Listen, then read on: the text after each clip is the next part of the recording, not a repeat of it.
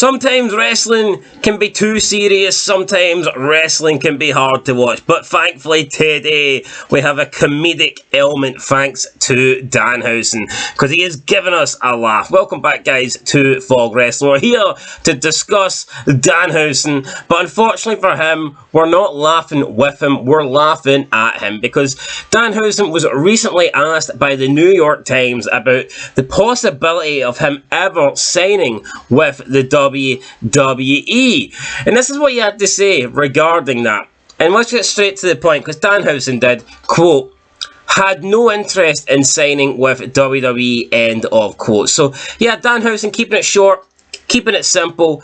He's employed by AEW. I don't expect him to come out and beg WWE for a job. I don't expect him to say, look, I hate working at AEW. I'd love to join WWE. I don't expect that at all. But to just, like, downplay WWE, like he's the one that isn't interested in joining WWE, yet they want him. I mean, that's ludicrous, man. That is kind of funny. That'd be like the New York Times or somebody reaching out to me and saying, like, what about the possibility of you sleeping with Alexa Bliss? And I'm like, nah, I've no interest in that. You know, as if it's a possibility, as if there's a chance of it happening. You know, there's, as McMahon would say, no chance in hell. I mean, how can Danhausen talk about having no interest in WWE when WWE have no interest in him? It's dumb. It really is dumb, and it would be the same analogy. Like I said, I could turn around and say, I could turn around and say that I have no interest in sleeping with Alexa Bliss, but first of all, that would be a pure lie. That would be a 100% lie. And second of all, it would never happen because she would have no interest in me. And that's the same thing here with Danielson. Danhausen even. You tell me this bum wouldn't want to be working with the WWE. You telling me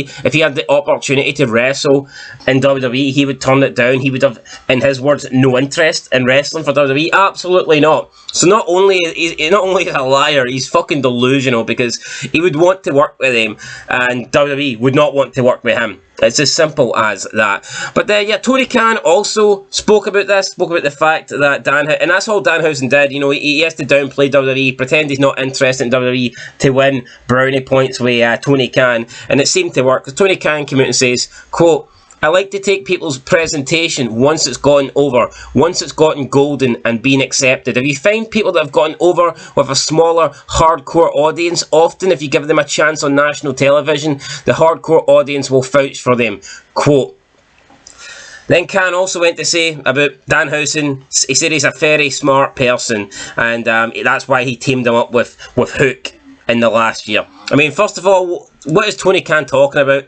Just because you get over with a hardcore audience doesn't mean anything. Look at the hardcore audience that watches like Ring of Honor. Look at the hardcore audience that go to like these Ring of like indie events and they chant, "Oh, this is wrestling. This is awesome, indie wrestling." They chant all this stuff, and when they come into the main roster, when they come on to WWE, the big leagues, do they attract the bigger fat? Do they attract like the larger audience? Do they attract the so-called casual fans? No, they don't. I mean, just because you're over with, you know, a couple of hundred bums in a shitey independent circuit arena, that doesn't mean nothing. That doesn't mean you're going to become a star. You know what I mean? Austin, it's not like Austin got over with some local bums and that's why he got over with the main audience. That's not how it works. You can be over, like, look at TNA. I mean, TNA got a loyal fan base, but unfortunately for them, their loyal fan base is about 5 people. So yeah, this whole Tony Khan suggesting that if you get over with a hardcore audience, you will get over with the national TV audience, that's bullshit. If that was the case, why would Rampage be doing horrendous numbers? Why would Dynamite be doing horrendous numbers when everybody on Dynamite and everyone on Rampage is loved by this small hardcore audience? They're all loved by the hardcore audience, yet AEW can't get a good rating on either show. Why is that? Why is that? You tell me. Yet anytime they bring in someone that's like anyone that's relevant, someone that's like a star, someone that's been in WWE, that's when they get their big ratings. Not when it's like the hardcore. It's when they bring in a WWE person that has had the exposure that the WWE have created to be a star. That's when AEW get their numbers. It's not when they sign, oh well, people like this guy for Ring of Honor, we'll bring him in and then he'll draw millions on TV. No, Doesn't fucking work that way, Tony Khan. Definitely doesn't work that way. And for him to suggest that Danhausen's over, I mean, that's ridiculous. The closest Danhausen's ever got over was taking a picture with CM Punk at Comic Con. Apart from that, man, the guy's a bum. You know, he wears face paint. I don't know what. Oh, me evil, very evil. Is he trying to steal? Is he trying to steal Tie and Tie's gimmick?